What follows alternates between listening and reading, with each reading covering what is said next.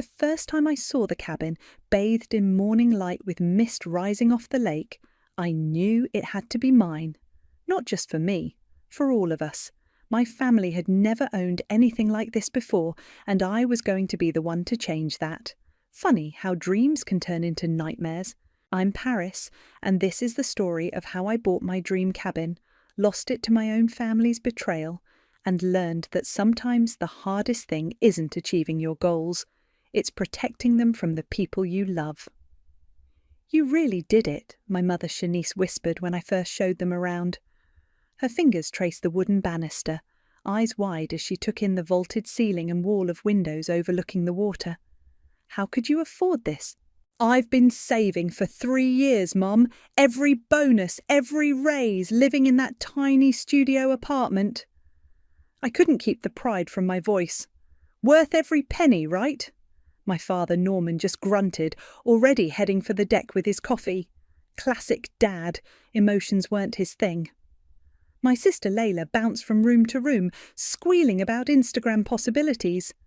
"This room would be perfect for my meditation videos," she called from upstairs. "The lighting is everything."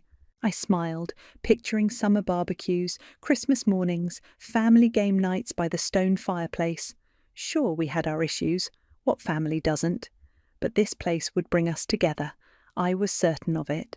The first red flag came 2 weeks later.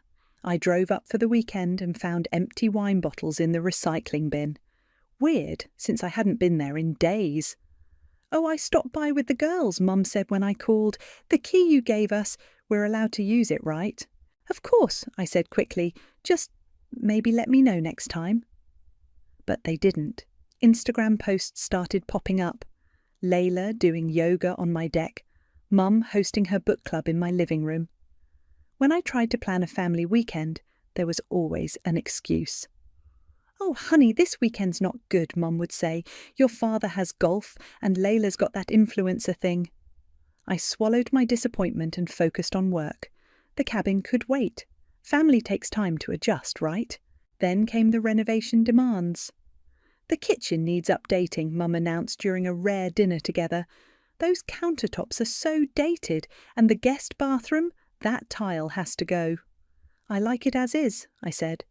"Besides, I just spent my savings on—" "If you want us to spend time here, it needs to be presentable," she interrupted. "What will people think?" I gave in. Another loan, another 60-hour work week. The contractors came and went. Mum supervised everything while I was stuck in meetings. "Perfect timing," Layla texted me photos of the finished kitchen. "Just in time for my birthday weekend? The whole crew's coming up?" I frowned at my phone. "What birthday weekend?" "Mum didn't tell you. We planned it ages ago. You're probably too busy anyway, right?" That's when I decided to surprise them. I left work early on Friday, grabbed takeout for everyone, and drove the 2 hours to the cabin. The driveway was full of cars I didn't recognize. Music thumped through the walls. Through the windows I could see people dancing, drinking, definitely not just family. I pulled out my key, climbed the porch steps and tried the lock. Nothing. I tried again, still nothing. The key didn't fit. They changed the locks on my cabin. My cabin. I called Mum's cell. Once, twice, 3 times. Finally, she picked up. "Paris, now's not a good time, sweetie." "Mum, I'm outside. The key doesn't work." A pause. Music pulsed in the background. "Oh, well, we needed some privacy this weekend. You understand, right? You're always so busy anyway." I heard Layla's voice, distant but clear. "Is that Paris? Tell her it's invite only." Laughter erupted behind her. My stomach clenched as I stood there in the dark, holding bags of cooling food, staring at my own front door. "Mum," I said, my voice shaking, "this is my house. I bought it. I pay the mortgage." "Don't be dramatic, Paris. We'll talk about this later. I have guests to attend to." The line went dead. I sat in my car for a long time, watching shadows dance across my windows, listening to music blast from my speakers, while strangers partied in my dream home. And slowly, as the night grew colder and darker, something inside me changed. They wanted to play games. Fine, game on. I sat in my car until my hands stopped shaking, watching the party through windows I'd cleaned myself. My phone buzzed. Another Instagram notification. Layla was live streaming from my kitchen. "Welcome to the lake house, babes," her voice chirped through my speakers. "Tour time, check out these gorgeous new countertops." I killed the app and dialed Mom again. This time, she answered on the first ring. "Paris, I told you." "Open the door, Mom, now." "You're being unreasonable." Her voice had that familiar patronising tone. "We're entertaining important people. Your father's business associates are here. You wouldn't want to embarrass him, would you?" A male voice in the background. "Shanice, come quick. Derek's doing body shots off the island." My new granite island. "Those important people are doing body shots off my kitchen counter," I said. "The counter I'm still paying for." "Oh, please, we both know you can afford it. You're always bragging about your big salary." "Open the door." "Not tonight." Mum's voice hardened. "Go home, Paris. We'll discuss this when you're being more rational." I heard Layla again. "Mom, tell her to stop ruining my party. This is so toxic." "You heard your sister. Don't make this difficult." The line went dead again. I slammed my palm against the steering wheel, then jumped at a knock on my window. An older woman stood there, concern etched on her face. I cracked the window. "You okay, honey? I'm Ella from next door." She gestured to the house on the right. "Been watching you sit here a while." "I'm fine, just family drama." "You must be Paris." At my surprised look, she added, "I've seen the Wagners here lots, though they told everyone." She trailed off, looking uncomfortable. "Told everyone what?" Ella shifted her weight. "Well, they said this was their vacation home, that you'd moved to Seattle for work or something. They've been hosting parties all summer." My throat tightened. "All summer?" "Oh yes, every other weekend seems like. Your sister, Layla, right? She's been filming those internet videos. What do you call them? TikToks?" "TikToks," I corrected automatically, my mind racing. "And she told people this was her house." "Well, your parents did too. They had some fancy dinner party last month. Your father was showing off the renovation plans for the boathouse." "The what?" "The renovation, oh dear." Ella's eyes widened. "You didn't know about that either." My phone buzzed. A Facebook notification this time. Layla had tagged me in a post. "Best birthday bash ever at my lake house. Sorry not sorry a Paris. Maybe if you weren't such a workaholic you'd actually use this place. Blessed Hotch lake house fort my cabin." The comments were already rolling in. "Girl, this place is everything." "Can't wait for next weekend's retreat. Your parents are so generous letting you use their vacation home." I looked up at Ella, who was watching me with growing concern. "Would you—" I swallowed hard. "Would you be willing to write down what you just told me? About what they've been saying?" "Of course, honey. And—" She hesitated. "I have security cameras. They catch the driveway and dock. If you need proof of how often they're here." "I'd appreciate that. Come inside. We'll get it sorted." She paused. "And Paris? Last week I overheard your mother on the phone with someone about transferring the deed. Might want to check on that." My hands started shaking again, but for a different reason now. The fog of hurt was clearing, replaced by something colder, more focused. "Thank you, Ella. I think I will." As we walked to her house, another car pulled into my driveway. A guy in his 20s stumbled out, carrying cases of beer. "Yo!" he shouted toward my cabin. "Derek's here. Let's get this party started." The front door opened, spilling light and music across the lawn. Layla appeared, squealing. "Finally! Did you bring the stuff?" "You know it, babe. Your parents are cool with us staying all week, right?" "Duh. It's basically my place now. Paris never uses it anyway." I stopped walking. Ella touched my arm gently. "You okay?" I watched my sister help Derek carry beer into my house, watch strangers dance behind my windows, watch my parents play host with my property. 3 years of savings, countless overtime hours, all my dreams of family togetherness, just another resource for them to exploit. "No," I said quietly, "I'm not okay." but I will be. I pulled out my phone and opened my contacts. Time to call my lawyer. Monday morning, I walked into my father's office unannounced. His secretary tried to stop me, but I pushed past her. Dad looked up from his computer, frowning. "Paris, I'm in a meeting." "No, you're playing solitaire. I can see your screen from here." He minimised the window, sighing. "What's so urgent it couldn't wait?" "The boathouse renovations. Want to tell me about those?" Colour drained from his face. "Who told you?" "Does it matter? You're planning construction on my property without my knowledge. That's illegal, Dad." "Now, Princess," he raised his hands placatingly.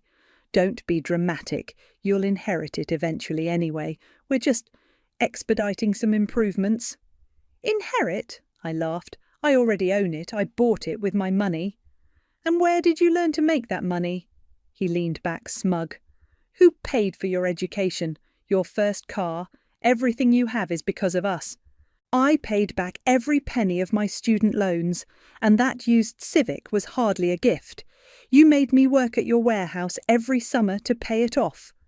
"The point is," he continued, as if I hadn't spoken, "family property is family property. Your mother and I have plans for that cabin, business plans, important ones." "Like what? More parties? More of Layla's influencer friends trashing my house? Your sister is building a brand, and I'm networking with potential investors. This benefits all of us." I pulled out my phone, opened my banking app. Funny thing about benefits, I just checked my mortgage statement. Someone tried to transfer the deed to Mum's LLC last month. Dad's face twitched.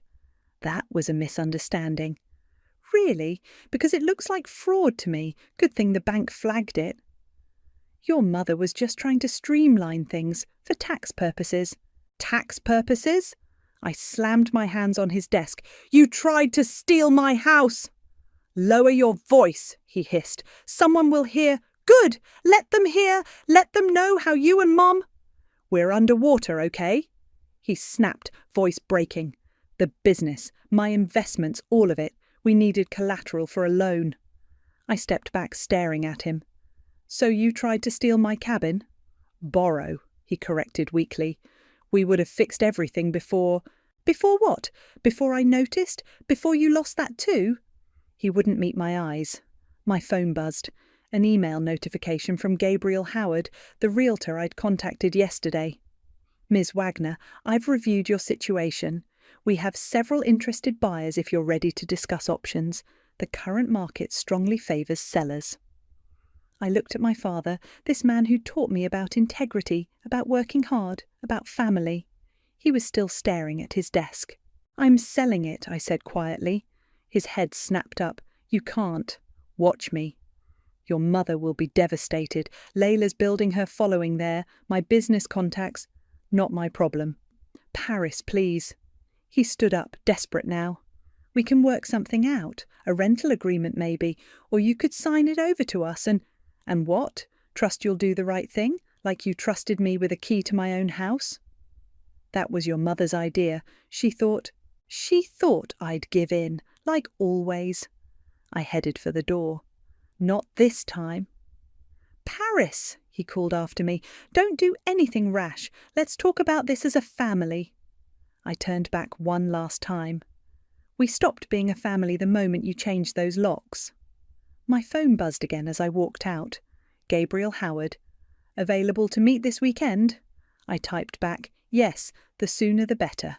Another buzz, Mom this time. "Your father just called. You're being ridiculous. That cabin is a family investment." I blocked her number. Then Layla. "OMG, you're literally ruining everything. I have sponsors coming next week." Blocked. Final buzz. Gabriel again. "I should mention, given the recent attempted fraud, we should move quickly. I can have papers ready by Friday." I smiled for the first time in days. "Perfect. One question. Can we coordinate with local law enforcement for the sale? I might need help removing some unauthorised occupants." His response came quickly. "Already on it. Sheriff's Department is very familiar with handling adverse possession cases." I put my phone away and walked to my car. 3 years ago, I'd sat in this same parking lot, dreaming about the perfect family cabin. Now I was sitting here again, planning its sale. But this time, I wasn't dreaming about family. I was dreaming about justice. And justice, I was learning, could be just as satisfying as dreams. "You need cameras," Ariel said, sliding a coffee across my desk, like yesterday. I looked up from the email I was drafting to Gabriel. "Isn't that a bit much?" "Girl, they changed your locks. Nothing's too much anymore." She perched on my desk. "My brother sells security systems, high-end stuff, connects right to your phone. Want his number?"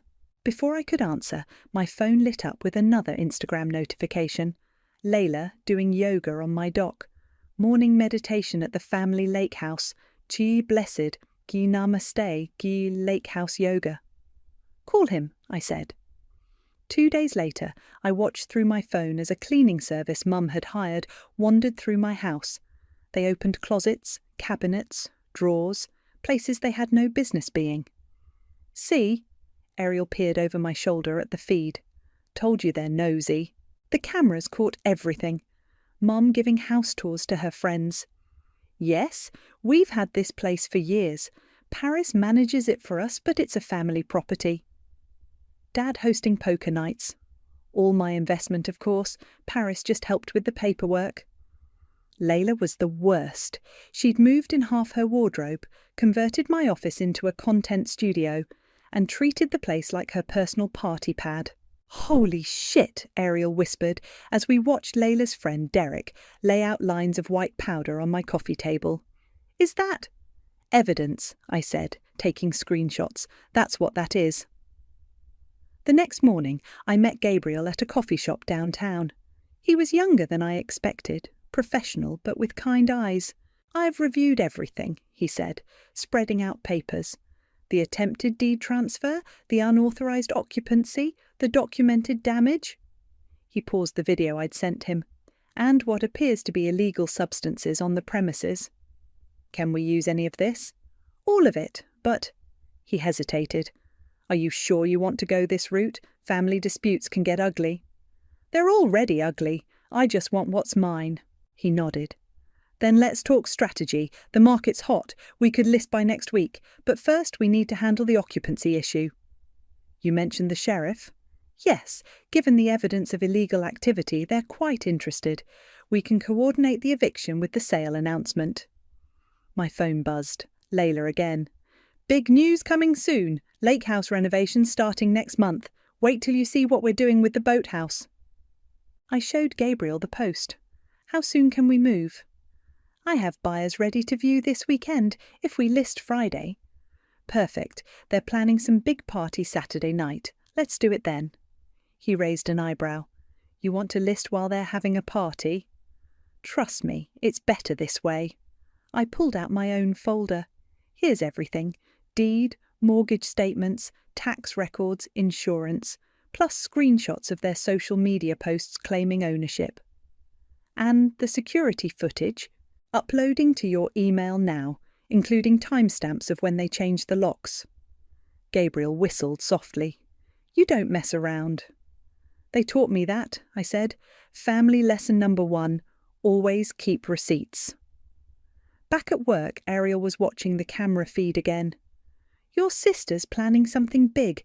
Lots of people coming in and out." I checked the footage. Caterers, decorators, a DJ setting up equipment. "Saturday's going to be interesting," I said. "Want backup? I make a great angry friend." "Thanks, but I need to do this myself." I watched Layla direct someone carrying cases of champagne. "Besides, I won't be alone. I'll have Gabriel and the sheriff." "The hot realtor?"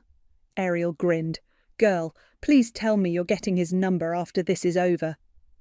"Focus, this isn't about—" "Paris!"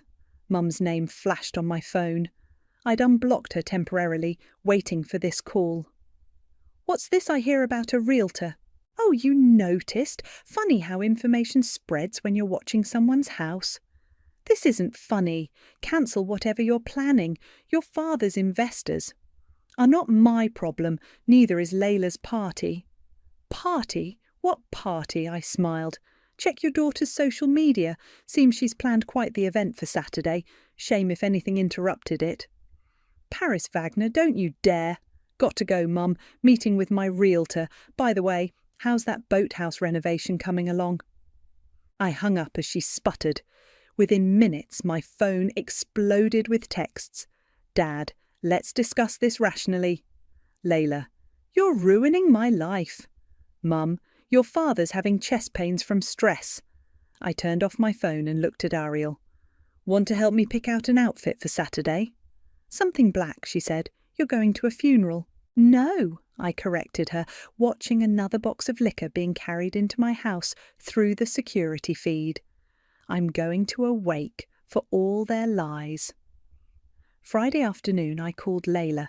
She answered on the first ring, suspicious. What do you want?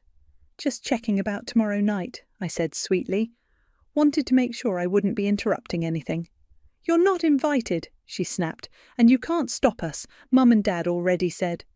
I know, your party, your rules. I won't crash, promise. I examined my nails. Who's coming? She hesitated, then pride won out. Everyone, like literally everyone. 3 DJs, all my top followers, some major influencers flying in. Sounds expensive. Derek's handling most of it, his trust fund, you know. She couldn't resist bragging. We're announcing our new business venture. The cabin's going to be our content creation hub. Really? Tell me more. 20 minutes later, I had every detail. Guest list, timeline, even the hashtags they planned. Layla always did talk too much when she thought she was winning. I met Gabriel at the sheriff's office that afternoon. Everything's set, he said, handing me a folder. Sale listing goes live at 8 a.m. tomorrow. Sheriff Jones will meet us at the property at 9 p.m. Peak party time, I nodded. Perfect. You sure about this timing? He looked concerned. We could wait. No, they need to see it, all of them. I checked my phone. Another notification. Look. Layla's latest post showed workers setting up a massive tent by the lake. Tomorrow night, biggest announcement ever. Can't wait to show everyone our new business home. Blessed mune entrepreneur or a lake house life. Your sister seems confident, Gabriel said diplomatically. She's always been confident about spending other people's money. I handed him my phone, checked the comments. Mom had commented, So proud of my baby girl's new business venture. This lake house was the best investment we ever made. Gabriel whistled. That's bold, considering she has no legal claim. That's my mother, queen of alternative facts. My phone rang. Dad again. 5th time today. I let it go to voicemail. They're getting desperate, Gabriel observed. Good, they should be. Back home, I laid out my outfit for tomorrow. Black dress, red lipstick, heels that could kill. Ariel had called it my revenge formal look. My doorbell rang. A courier held out a thick envelope. Delivery from Shanice Wagner. Inside was a contract, hastily drawn up. They'd offer to buy the cabin from me, with a payment plan, of course. A post-it note in Mom's handwriting. Be reasonable. Family helps family. I took a picture and sent it to Gabriel. Nice try, he texted back, but too late. Buyers are locked in. Another text came through, Ella this time. Your sister's friends are setting up cameras everywhere, telling neighbours they're filming some big reveal tomorrow. Oh, there'll be a reveal all right, I replied. I spent that night watching the security feeds, Mum directing caterers, Dad glad-handing early arrivals, Layla practising her spontaneous announcement speech in my bathroom mirror. Can't believe she's really going to do this, Ariel said during our late-night strategy call. Believe it, she's been rehearsing that speech for hours, all about how she's manifested this opportunity. With your house. Not for long. Morning came. The listing went live at 8 a.m. sharp. Luxury lake cabin, price to sell, immediate availability. By noon, my phone was a war zone. Mum, take down that listing right now. Dad, you're making a huge mistake. Layla, I hate you, I hate you, I hate you. I blocked them all again and texted Gabriel. Ready? Buyers are excited, papers drawn up, sheriff's on board. You sure about this? I watched through the cameras as decorators hung fairy lights across my deck, caterers set up stations in my kitchen. Derek arranged bottles at my wet bar. Layla stood in my living room, practicing her speech again. We're so blessed to announce our new business venture, Lake House Studios, thanks to my amazing family for providing this gorgeous space. I'm sure, I texted back, time to end this story. See you at 8:30, Gabriel replied. Wear something fierce. I looked at my black dress, thought about all the times I'd given in, backed down, played nice. Not tonight. Tonight I was wearing karma, and karma, like revenge, looks best in black. Music thumped across the lake as Gabriel and I pulled up behind the sheriff's SUV. The party was in full swing. Cars lined the driveway, people spilled onto the lawn, and my deck was packed with dancers. Through the windows I could see Layla holding court in the living room, surrounded by her influencer friends and their phones. Ready? Gabriel asked, holding up the for sale sign. I nodded. Sheriff Jones approached, clipboard in hand. Ms. Wagner, we've confirmed the property ownership. Ready when you are. We walked up the path together, past groups of partiers who barely noticed us. The music was deafening now. Through the front windows, I saw Mom directing caterers, Dad chatting with men in expensive suits. Sheriff Jones knocked firmly. No response. He knocked louder. Finally, Mum opened the door, wineglass in hand. Yes, we're in the middle of a private event. Her voice died when she saw me. The wineglass slipped from her fingers, shattering on the porch. Paris? Her eyes darted between me, Gabriel, and the sheriff. What is this? Property reclamation, Sheriff Jones said officially. I have papers here. No. Mum tried to close the door. The sheriff blocked it with his foot. Mum, I need you to gather everyone and— Layla! Mum screamed over her shoulder. Norman! The music cut abruptly. People turned to stare. Dad emerged from his group, face reddening when he saw us. Paris, don't do this, he started. Already done. Gabriel stepped forward, hammering the for sale sign into the front lawn. Camera phones swiveled to record. Layla pushed through the crowd, Derek trailing behind her. What the hell? You can't just— Actually, I can. I held up my folder. Deed, mortgage and proof of ownership, plus documentation of unauthorized occupancy, property damage and— I smiled at Derek. Various illegal activities. You were spying on us, Layla shrieked. No, I was monitoring my property. Big difference. But— Derek looked confused. This isn't your family's vacation house? Nope, I bought it, alone. They just borrowed it, without asking. Mum stepped forward, voice honey sweet. Sweetheart, let's discuss this privately. You're embarrassing yourself. Really? I pulled out my phone. More embarrassing than this? I played the security footage. Mum's voice filled the sudden silence. Paris always gives in. She's desperate for our approval. We'll have the deed transferred before she notices. Layla lunged for my phone. Sheriff Jones stepped between us. Miss, I wouldn't— This is my house, she screamed. We announced it. Everyone knows. Everyone knows what you told them, I corrected, but lies don't hold up in court. Court? Dad pushed forward. Now wait just a minute. The property has been sold, Gabriel announced, loud enough for everyone to hear. New owners take possession Monday. All current occupants need to vacate immediately. Sold? Mum swayed slightly. You can't— I can and I did. Sheriff Jones will supervise the evacuation. Evacuation? Layla's voice rose higher. But my followers, my announcement, Derek's investment was never yours to take. I turned to the crowd. Party's over, everyone. Property's being seized. People began grabbing their things, muttering and filming. Derek backed away from Layla. You said this was your place, he accused. You said your parents— She said a lot of things, I cut in. None of them true. Mum grabbed my arm. Paris, please, we can work this out. We're family. Family? I jerked away. Family doesn't change locks. Family doesn't steal. Family doesn't... The rest was cut off by the splash of cold liquid hitting my face. Layla stood there, empty champagne bottle in hand, mascara running. "I hate you," she spat. "You've ruined everything." Sheriff Jones stepped forward.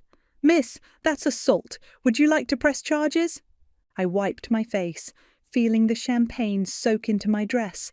The dress I'd bought specially for this moment. The perfect revenge outfit now ruined, like everything else they touched. "No," I said quietly. "No charges. Just get them out." "You heard her," the sheriff announced. "Everyone out, now!" As people filed past, I heard the whispers. "Can't believe they lied about owning it." "Did you get all that on video?" "Influencers, man, it's all fake." Gabriel touched my arm. "You okay?" I watched my family being escorted out of my house. Mom crying, Dad stone-faced, Layla screaming into her phone. 3 years of dreams, destroyed by their greed.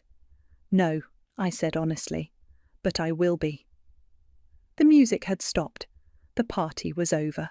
And finally, the house was mine again. The aftermath was worse than the party. Empty bottles everywhere, cigarette burns on my furniture, and something sticky coating every surface. Mum sat on the porch steps, refusing to leave while Dad packed their things. "You've destroyed this family," she said as I walked past with a trash bag. "Pretty sure you did that when you tried to steal my house." "We weren't stealing, we were protecting our investment."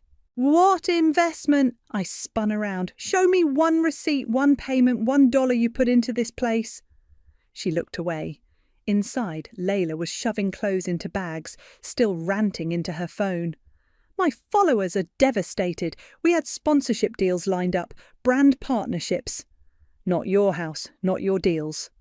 I started collecting empty champagne bottles. Should have thought about that before lying to everyone. I wasn't lying, I was manifesting. "Is that what we're calling fraud now?" Derek appeared in the doorway, looking uncomfortable. "Layla, my dad's lawyer called. About the business loan." "Not now," she hissed. I raised an eyebrow. "Business loan?" Derek shifted. "We took out a start-up loan for Lake House Studios, using this property as collateral." "A loan?" I turned to Layla. "Using my house?" "Mum said it was fine. She said once the deed transferred." "The deed that you tried to steal?" I laughed bitterly. "Hope you got a good lawyer, because fraud charges—" "Fraud." Dad emerged from upstairs. "No one's pressing charges. We'll handle this as a family." "Family?" I pulled out my phone, played another security clip. His voice filled the room. "Paris is naive. She'll sign anything we put in front of her. Always has." He paled. "Where did you—" "Cameras, Dad, everywhere. Got some great footage of your poker nights too. Wonder what those business associates would think." "Enough!" Mum stood in the doorway. "You're being cruel." "Cruel?" I gestured around the trashed house. "Like changing my locks? Like trying to steal my deed? Like letting your daughter take out fraudulent loans?" "We were desperate," she shouted. "Your father's business is failing. Layla needed a fresh start. We thought—" "You thought I'd cave, like always." I faced them all. "But I'm done being your backup plan." Sheriff Jones stepped in. "Time's up. Everyone out." "But my things," Layla protested. "Should have thought about that before the champagne assault." I pointed to the door. "Out!" They filed past me one by one. Mum tried to hug me. I stepped back. Dad couldn't meet my eyes. Layla stormed past, Derek trailing awkwardly behind. Gabriel appeared with papers. "Ready to sign?" "Now?" Mum spun around. "Here?" "Perfect timing," I said, taking the pen. "Witnesses everywhere." "Paris, please." Dad tried one last time. "Think about your sister's future." "I am." I signed with a flourish. "I'm teaching her actions have consequences." "You'll regret this," Mum said quietly. "When you're alone." "I'd rather be alone than be your ATM." Layla made one final scene, throwing herself onto the couch. "I can't leave. This is my home." "Miss," Sheriff Jones sighed. "Don't make me remove you physically." She got up, mascara streaking her face. "I'll never forgive you." "Funny," I said, watching her go. "That's exactly how I feel." The door closed behind them. Through the window, I watched them load their cars. Mum crying dramatically, Dad comforting her, Layla still filming everything. "Well," Gabriel said beside me, "that was intense." "Worth it." I handed him the signed papers. "When can the new owners move in?" "Monday." He hesitated. "You sure about this? We could still—" "I'm sure." I watched my family's cars pull away. Some things you can't fix. My phone buzzed, messages flooding in. Mum: "You've broken my heart. I hope you're happy." Dad: "Your mother's inconsolable. Call us when you've calmed down." Layla: "My followers are devastated. You've ruined my brand." And then, surprisingly, from Derek: "Sorry about everything. Didn't know it was your house. Lawyer says I can sue Layla for misrepresentation. I blocked Mom and Dad, left Layla unread. Replied to Derek. Good luck with that." Gabriel touched my arm. "Need help cleaning up?" I looked around the trashed house, my dream home, destroyed by the people I'd wanted to share it with. "No," I said. "The cleaning service comes tomorrow. I just want to—" "Want to what?" I walked to the deck, looked out over the lake. The same view that had made me fall in love with this place. But now, instead of seeing family gatherings and shared memories, I saw something else. Freedom. "I want to watch the sunset," I said, "one last time, without their shadows hanging over me." He nodded, understanding. "Want company?" I thought about it, about being alone, about choosing who to let in. "Yes," I said. "I think I do." The cleaning crew had just finished when Ella stopped by. She surveyed the spotless living room, now empty of my family's chaos. "Quite a show last night," she said, handing me a coffee. "Whole neighbourhood's talking about it." "I bet they are." I sank into my armchair, the only piece of furniture I was keeping. "Seen any of them today?" "Your sister drove by twice, filming. Your mother's been calling everyone, playing victim." Ella sat across from me. "But that's not why I'm here." She pulled out her phone, showed me a social media post. "Layla, tear-streaked but defiant, swipe up to support my legal fund, fighting family betrayal and toxic property theft, and justice for Layla." "Theft?" I laughed. "That's rich." Keep scrolling. Mum had shared it. "My daughter Paris has broken our hearts after all we invested in that cabin." "Invested?" A new voice cut in. Gabriel stood in the doorway holding papers. "Show me those receipts." I smiled. Since that sunset talk, he'd become more than just my realtor, more like an ally. "Final walkthrough?" I asked. "And something else." He laid out documents. "The buyers found these in the boathouse, loan applications, in your name." My stomach dropped. "What?" "Forged signatures. Your parents tried to take out equity loans. Multiple times." Ella whistled. "That's serious fraud." "Already sent copies to your lawyer." Gabriel sat beside me. "Want to press charges?" I stared at my mother's familiar handwriting, my father's clumsy forgeries. More betrayal, even now. My phone buzzed. "Dad, your mother's in the hospital. Stress attack. Hope you're happy." Then Mum. "Doctors say my blood pressure's dangerously high. This is your fault." Finally, Layla. "Mum's sick because of you, but my followers are supporting me through this trauma, already raised $5,000 for legal fees." I blocked them all, permanently this time. No charges, I decided. Let them live with what they've done. "They're still lying about you," Ella pointed out. "Let them. Truth comes out eventually." Gabriel gathered the papers. "Speaking of truth, the buyers found something else. Old property records." He spread out yellow documents. My eyes caught familiar names. "This cabin," he explained, "was originally owned by your maternal grandmother. She left it to you specifically in her will. Your parents contested it, lost, then sold it before you turned 18. They… what? The cabin was always meant to be yours. They sold your inheritance, then watched you buy it back with your own money. The truth hit like a physical blow. All those overtime hours, the savings, the loans, buying back what should have been mine all along. That's why they wanted it so badly, I whispered. They thought they could take it twice. A car pulled up outside, the buyers right on schedule. Through the window I watched them emerge, a young couple excited, taking pictures, building their own dreams. "Ready?" Gabriel asked softly. I took one last look around, at the lake view I'd fallen in love with, at the spaces I'd hoped to fill with family memories. Actually, I pulled out my phone, opened my blocked messages, typed quickly, "Mum, hope you feel better. The cabin's sold. Don't contact me again. Dad, found Grandma's will. Now I know why you pushed so hard. Goodbye. Layla, keep the donation money. You'll need it for lawyer fees when those loan companies come calling. P.S. I'm keeping all the security footage just in case." "That's it?" Ella asked. "No big confrontation?" They'd love that. More drama for their social media. I stood up, grabbed my bag. But sometimes the best revenge is just walking away. Gabriel opened the door. The buyers waited eagerly on the porch, clutching their keys. "Welcome home," I said, stepping past them.